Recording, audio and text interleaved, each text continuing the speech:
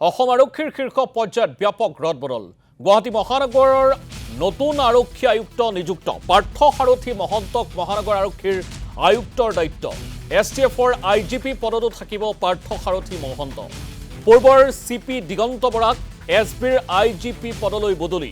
Lachit Borphukan police একাডেমীৰ সঞ্চালকৰ দায়িত্বও বৰাক দিয়া হৈছে আইজিপি লাচিত বৰুৱাক এছবিৰ দায়িত্বৰ পৰা অব্যাহতি দিয়া হৈছে বৰুৱাক